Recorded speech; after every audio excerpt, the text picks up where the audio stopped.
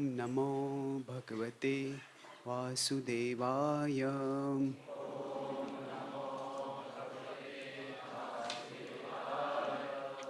ॐ नमो भगवते वासुदेवाय।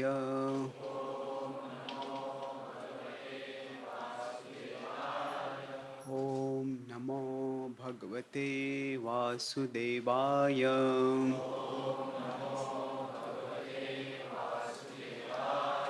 नारायणं नमस्कृत्य नरं चैव नरोत्तमं देवीं सरस्वतीं व्यासं ततो जयमुदीरयेत् नष्टप्रायेषु भद्रेषु नित्यं भागवत सेवया भगवतीरुत्तमः श्लोके भक्तिर्भवति नैष्टिकी। कृष्णाय वासुदेवाय देवकी नंदनाय च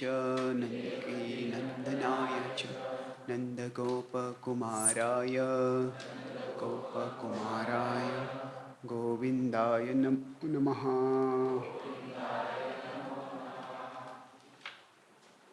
Granthra Srimad Bhagavatam, Canto 1, Chapter 18, entitled The Pandavas Retire Timely.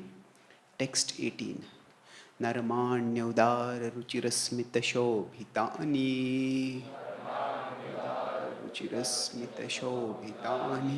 He Partha He Arjuna Sakhe Kuru Nandaneti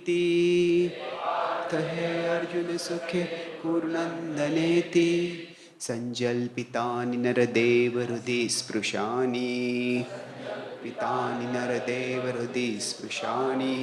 Smarturluthanti Hridayam Mama Madhavasya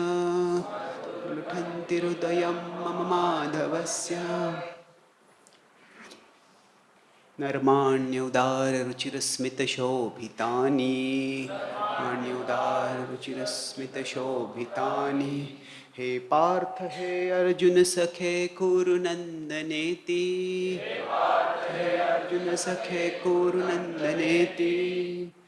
Sanjalpitani Naradevarudi Sprushani Smarturluthanti Hridayam Mama Madhavasya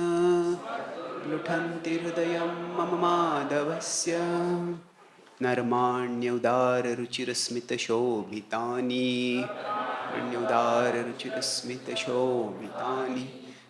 He Partha He Arjuna Sakhe Kuru Nandaneti Sanjalpitani Naradevarudi Sprushani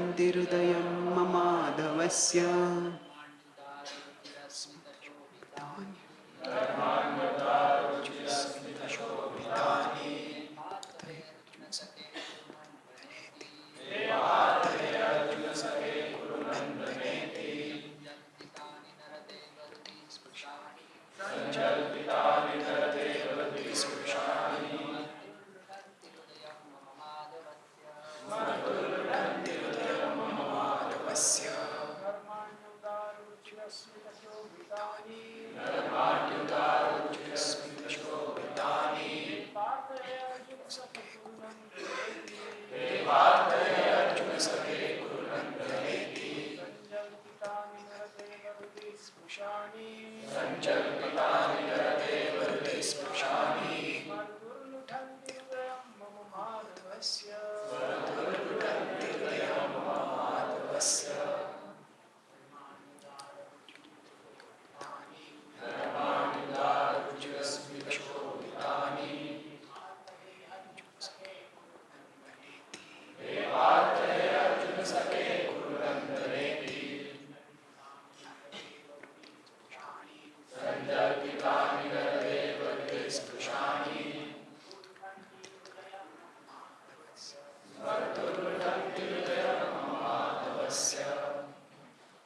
Vaishnavis.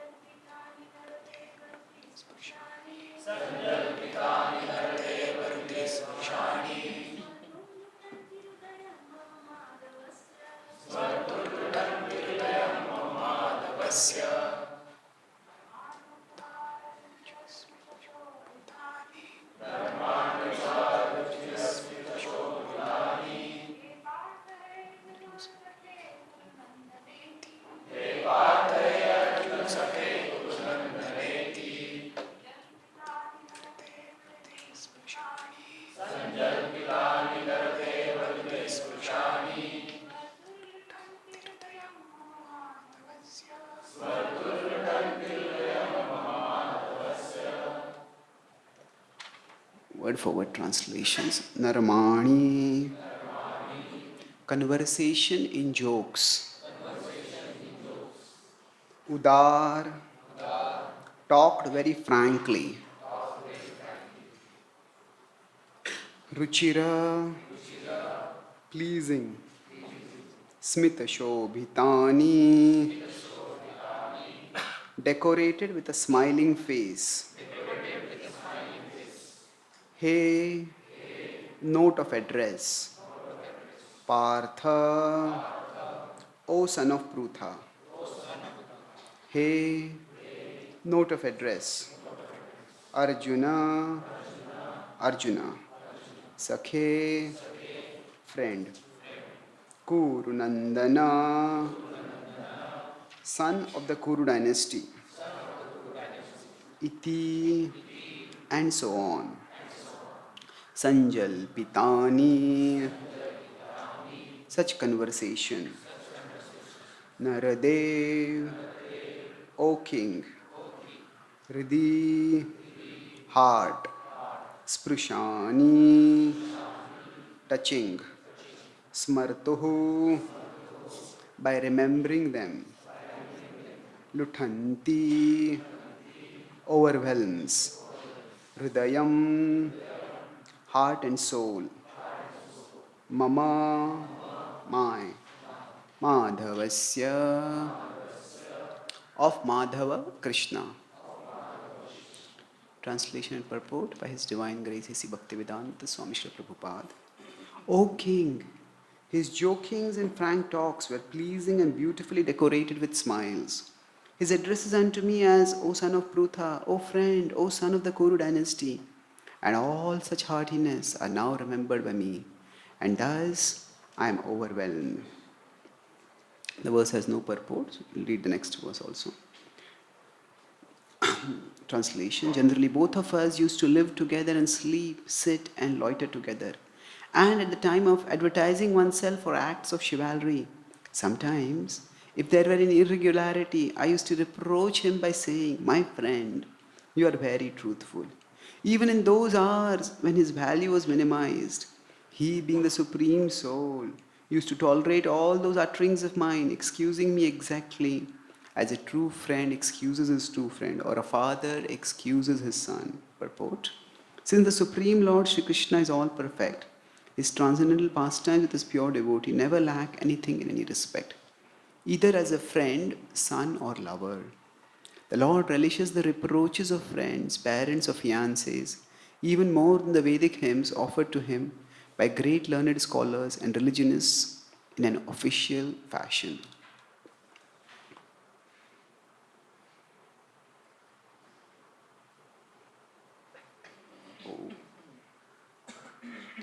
Om Jnanatimirandhasya Jnananjanashalakaya Chakshurunmilitam Yena Tasmai Shri Gurave Namaha.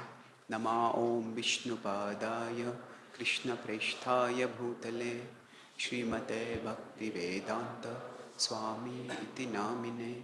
Namaste Saraswati Deve Gauravani Pracharine Nirvishesha Shunyavadi Paschatya Deshatarine Vancha Kalpatarubhyascha कृपा सिन्धुभ्य एव च पतितानां पावनेभ्यो वैष्णवेभ्यो नमो नमः। जय श्री कृष्ण चैतन्य प्रभु नित्यानंद श्री अद्वैत गदाधार श्रीवासादि गौरभक्तवृंद। हरे कृष्णा कृष्णा कृष्णा हरे हरे, हरे Ram Ram Ram Hare Hare.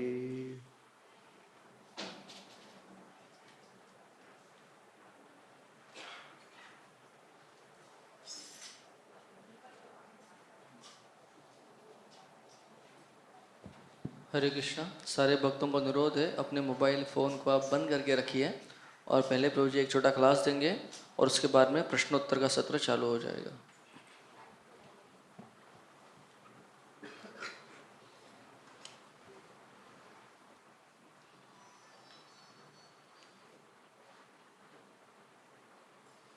Hare Krishna. So today morning we are discussing about one of the most emotionally charged sections from the Srimad Bhagavatam, wherein there is a artistic foreshadowing of the climax of the Srimad Bhagavatam. The climax of the Srimad Bhagavatam comes in the 10th canto in the Rasa Panchadhyaya, chapters 29 to 33, wherein the gopis' separation from Krishna is depicted. And the whole mood of the Bhagavatam is the mood of recollection in separation. The Bhagavatam starts off where the Mahabharata more or less has ended. The Mahabharata's climax is in the war, and that war, after it ends, the Bhagavatam picks up in the 7th chapter, where in the aftermath of the war, the victory has turned out to be bitterly hollow. The victory is there, but instead of glory, there is agony. Because Ashwathama, by a dastardly, cowardly act, kills the Pandavas' sons and all the remaining warriors at night when they are sleeping. So, in this world, we sometimes gain failure, sometimes we gain success. But the Bhagavatam seems to actually focus on a very pessimistic theme. Normally, now if there are religions in the world which talk about how you go to God and there are claims of miraculous cures. So there are religious preachers who say, you just come and we will touch you and your disease will go away. Now most of the times, these are hoaxes. These are just pretenses to get people attracted. But the point is, most of the world scriptures talk about how devotion to God will bring material prosperity. How with this great adversity and by devotion to God, one triumphs over adversity and attains prosperity. The Bhagavatam completely goes beyond this theme. It starts actually at several levels. It strikes a seemingly tragic note. Firstly, it starts, if this chapter is being described, there is the death of all the Kaurava or remaining Pandava warriors. And soon after that, there is the departure of Krishna, there is the departure of the Pandavas. And then after that, there is the cursing of Parikshit Maharaj. And then the whole story goes on, and there is no miraculous release from the curse. Normally, when people read some novels or they watch some movies, the movies are guaranteed that there is a happily ever after. And even if there are some movies where there is no happily ever after, but the movies don't start usually with the death sentence of a hero, and then the whole movie goes on to describe how the hero is killed. This will be a very gloomy sort of movie. But what is the Bhagavatam demonstrating? The Bhagavatam talks about not just transforming material reality, but its focus is on transforming our consciousness to rise above material reality. So Parikshit's victory is not in countering the curse. Although he had the power and he could have done that. His victory is in transcending the curse. His victory lies in raising his consciousness above the material body and above the material world, wherein he feels no longer what to speak of the Takshaka's snake bite when it eventually comes. Even before that, he doesn't feel the pain of hunger, of thirst, of any material agony, because his consciousness is absorbed in Krishna. Madhashraya katha mrishta shrunvanti kathayanti cha tapanti vividhastapa naitan madgata chetasaha. So madgata chetasaha, when the consciousness is absorbed in me, Kapildev is telling Mother Dehuti that tapanti vividhastapa, there may be various miseries, but your consciousness will be raised above them. For example, it is hot right now. Suppose from the heat we come to an air-conditioned room. The heat is still there outside, but as soon as we come inside the air-conditioned room, we don't feel the heat. So like that, there are distresses in this world, but when we come in the consciousness of Krishna, when we bring our consciousness in the proximity of Krishna, then it is like coming in an air-conditioned room. Krishna consciousness offers a Krishna-conditioned space for our consciousness. And in that Krishna conditioned space, we gain relief. Tapanti vividhastapa naitan madgata chetasaha. So here, that same theme is being demonstrated, where Arjuna is helpless. Arjuna has been an extremely powerful warrior, and he has defeated in war the most powerful warriors in the world. And yet, now in the face of the departure of his beloved friend, Krishna has departed and he is overwhelmed. He is helpless. And what does he do over here? He seeks shelter in recollection. Narmanyudara ruchirasmita shobhitani. It's a very personal depiction of Krishna. In fact, similar words come when the gopis talk about Krishna when he is separated from them. And they talk about how, when we remember how was his sweet smile, his sweet words, how he called us, how he expressed his love for us, they say our hearts burn with agitation. And similarly, he is saying very personal depiction. What he says? Narmani Udara. He used to joke with me. Normally, in conventional religion, the idea of God is a very grave, formal, old man. But Krishna is saying, Naramani, joke, Udara Ruchira Smita Shobhitani, has a beautiful smile. And he called me personally, He Partha, He Arjuna Sakhe Kurunandaneti. So he called me by my personal names and remembered me. And he says, what has happened to that Lord now? When he has departed, so Smartur Luthanti Hridayam Mama Madhavasya. Smartur Luthanti. Memories are spontaneously rising in my heart. Luthanti. I'm being overwhelmed by the memories. The process of bhakti is the process of making our memory our treasury. The process of bhakti means that we focus on remembering Krishna more and more, and those memories become our treasury. And whenever in this world we face problems, just like when people have some problems, they think, okay, I'll use money to solve my problems. Okay, I have this disease, I have this problem, I have that problem. Just pay some money. But the real treasury is not money. Money has its utility, but the real treasury is actually within. It is in our memory. And to the extent we can cultivate remembrance of Krishna, to the extent we can transcend misery, transcend the problems of this world. Now, transcending problems does not mean becoming apathetic or irresponsible. Transcending problems means that we put first things first. That means that quite often the world pulls upon us, calls upon us to do some action. This problem is there, do this. That problem is there, do that. That problem is there, do that. And the world literally pulls upon us to act, to act, to act. And we don't need to act. But we need deliberation before action. We need to think properly and then act.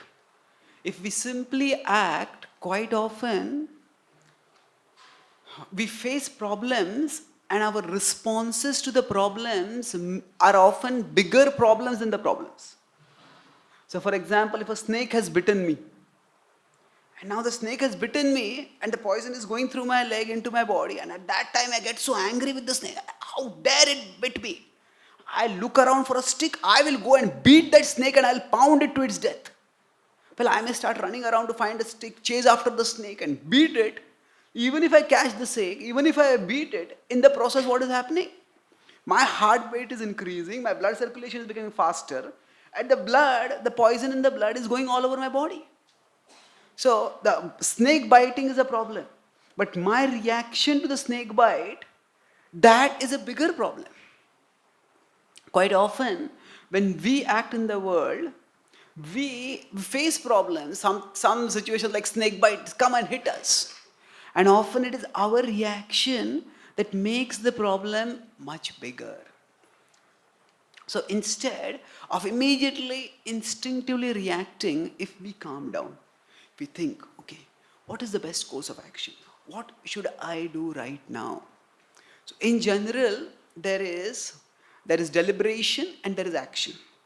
So when there is deliberation followed by action, that is the mode of goodness.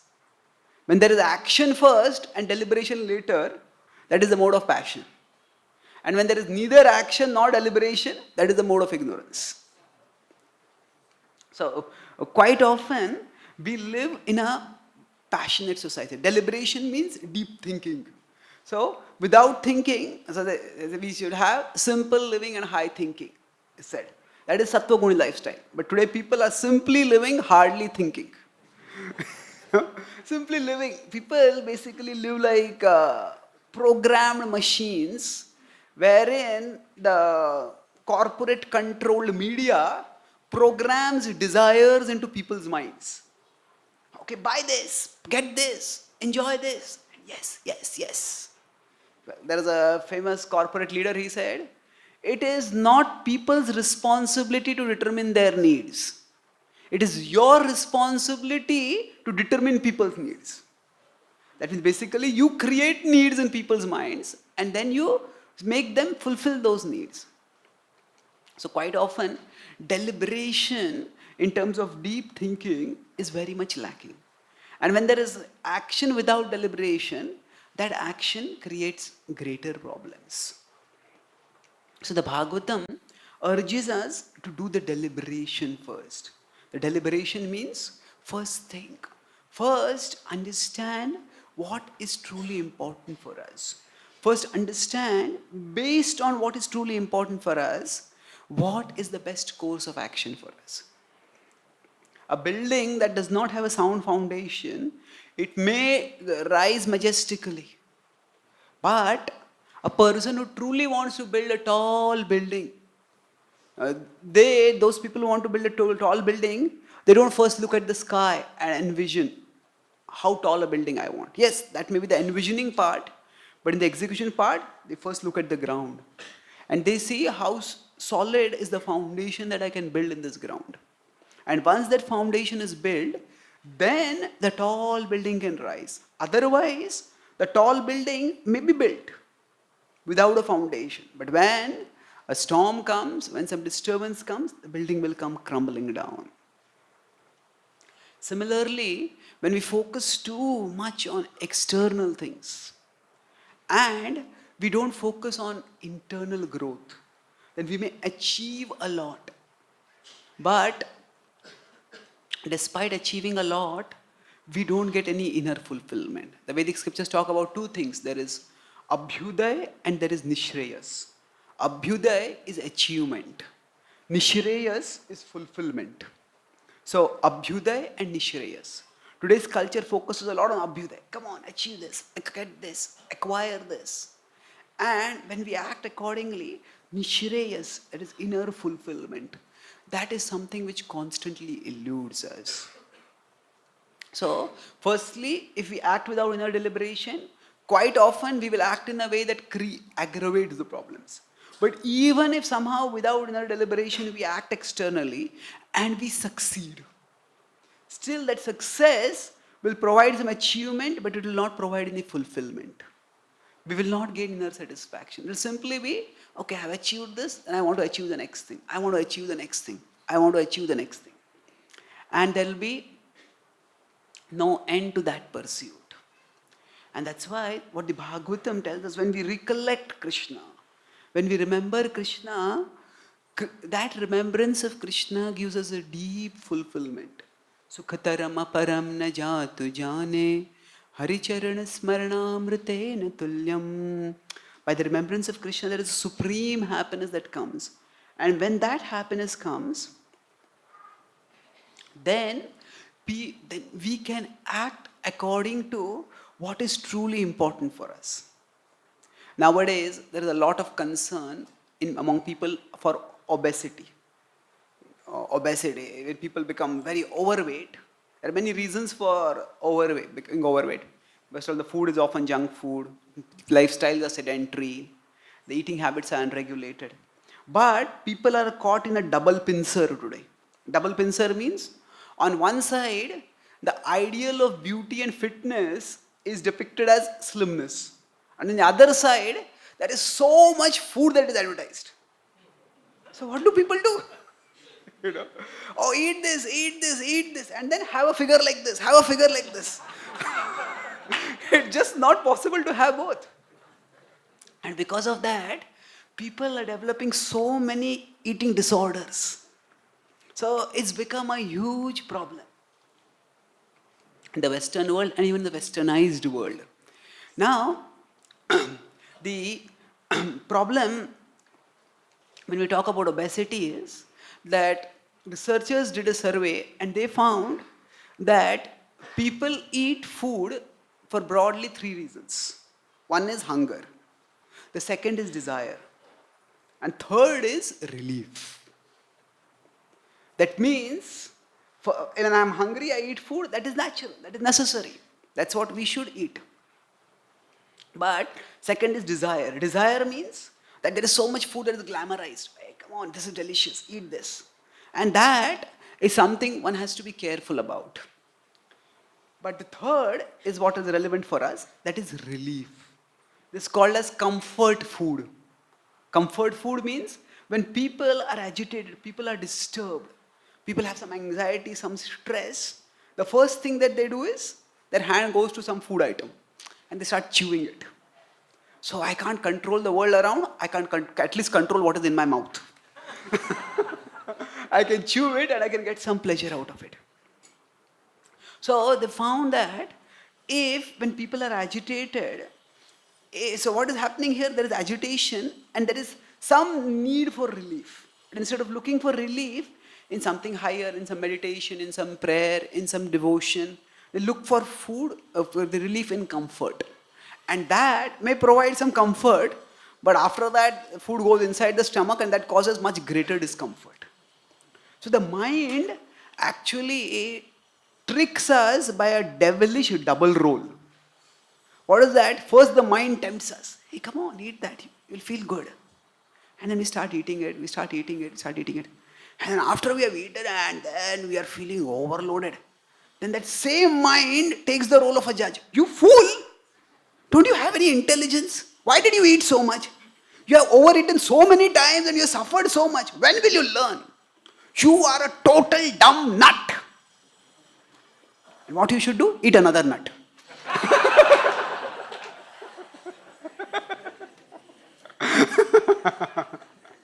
So, the mind actually first makes us a criminal. The mind is actually the criminal. It makes us act criminally. And that same mind then becomes a judge and then sentences us. In this way, we stay trapped. So, this desire for relief, which is a natural desire for us, we need to direct it spiritually. So, surveys have found that if people are calmer, they eat lesser. If people are more agitated, they eat more. So, meditation is not just good for the soul, it is also good for the body. It is also good for regulating the urges to it. Connection with Krishna is actually meant for our all-round well-being. But the point which I was making here is, there's deliberation and there is action. So when people eat comfort food, there is no deliberation. Okay, why am I feeling agitated? What can I do to relieve this agitation? There is just the instinctive reaction. There is, the hand moves towards the food item and one starts eating that. So when we practice bhakti, I'll conclude with this point and then we can have question answers.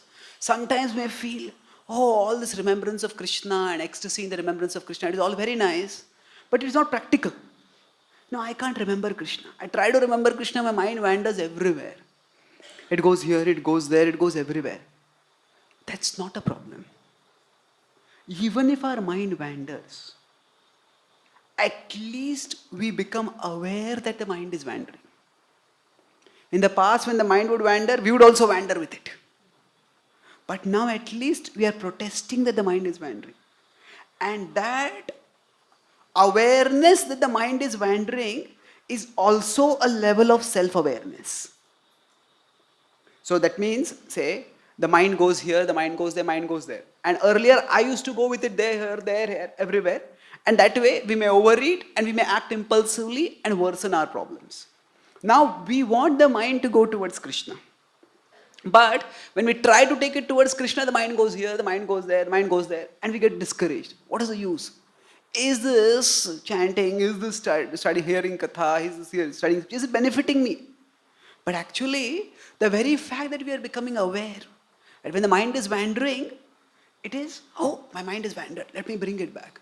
So even if the mind wanders, even if the mind doesn't stay focused, still we are becoming more self-aware. We are becoming more aware that I and my mind are different. And the mind is going here, mind is going there. And that itself is the beginning of deliberation. Just becoming aware that my mind is wandering here, my mind is wandering there, I need to bring it back. That itself is an enhanced self-awareness that will help us in the rest of the day. So when we practice our mantra meditation, when we do our sadhana, even if we are not able to concentrate, just the attempt to concentrate will actually increase our capacity for self-awareness. And that capacity for self-awareness, during the rest of the day, it will make us less impulsive. It will make us more reflective. And that way, we will be able to act with greater maturity. And we will be able to take wiser decisions. So the Bhagavad-gita concludes with Arjuna, who was discouraged at the start of the Gita. Visrujya sasharam chapam shoka samvigna manasaha. He had given up his hope of fighting. He felt, what is the use of fighting? He had put aside his bow. But at the end of the Bhagavad-gita, he raises his bow and is ready to fight. Yatra Yogeshwara Krishna, Yatra Partho Dhanurdharaha. Arjuna has picked up his bow. That's why it's called a Dhanurdhara. So like that, in material life, Arjuna's Gandiva, it represents our determination. Life is a battle and we all are called to fight in this battle of life. But sometimes the problems become so much that they overwhelm us. We think, what is the use of fighting? But when we understand that Krishna exists right next to us in our heart, Krishna always loves us. Krishna never forsakes us. Krishna's love is eternal and indestructible. When we understand that and when we live in the light of Krishna's love for us, then at that time, no matter what adversities we face in this world, we can raise the bow of our determination once again.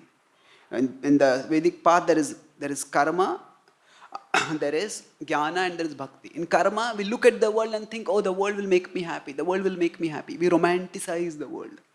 In jnana, we turn away from the world. We demonize the world. Oh, this world, it's all filled with problems. It's all filled with misery. But in bhakti, we look beyond the world. We don't look at the world. We don't look away from the world. We look beyond the world to Krishna. That means we utilize the world. And when we have our vision fixed above the world on Krishna, from that perspective, we can act more intelligently and more effectively in the world. And that's what Arjuna did after hearing the Bhagavad-gita. And here also, Although Arjuna is overwhelmed, by remembering the Bhagavad-gita, by remembering Krishna, he will regain his composure and he will take the next step forward in his spiritual evolution. So I'll summarize. I talked here about how the Bhagavatam is a book of recollection in separation. The Pandavas separation firstly from Krishna as is depicted over here, and ultimately the gopis separation from Krishna that is depicted in the 10th canto. The Bhagavatam's mood is not of countering suffering, but of transcending suffering. Parikshit Maharaj is a hero who is destined to die, and the Bhagavatam does not feature any miraculous intervention that stops his death. But the miraculous intervention is the raising of his consciousness, by which when death comes, he is no longer there. His consciousness is raised above. So, just as the outside may be hot, but when you come into air-conditioned room, we don't feel heat. Similarly, there will be miseries in material existence, but Krishna consciousness, the process of Bhakti Yoga provides us a Krishna-conditioned space for our consciousness, wherein we gain relief from misery. And then, this is not just simply otherworldly, that we don't tackle the problems of life also, but first deliberation, then action. So meditation enables us to connect with Krishna, bhakti enables us to connect with Krishna and then act maturely. Otherwise, our responses to problems become bigger problems than the problems themselves. Like a snake bite, we respond by chasing the snake instead of stopping the flow of the poison. So when there is action without deliberation, that is Rajoguna. When there is no action, no deliberation, that is Tamoguna. When there is first deliberation and then action, that is Sattvaguna. And that deliberation, we discussed how it can help us practically in the day-to-day challenges also we face. We discussed people overeat, because not just because they are hungry or because they have desire, but because they face some problem and instinctively they want relief and they go towards food for relief. But if there's deliberation, then they will understand a more intelligent, more effective way of dealing with the problem. And when we connect with Krishna through meditation, through the process of Bhakti Yoga, we gain inner security. We discussed about when we act without deliberation, even if we succeed, there will be achievement, but there will be no fulfillment. And quite often, there will not even be achievement, there is simply aggravation of problems. But when we connect with Krishna internally, raise our consciousness, then we understand that Krishna always loves me. And whatever happens, I have an opportunity to love and serve Krishna. We get the intelligence from within to look beyond the world and then to look at how I can act in this world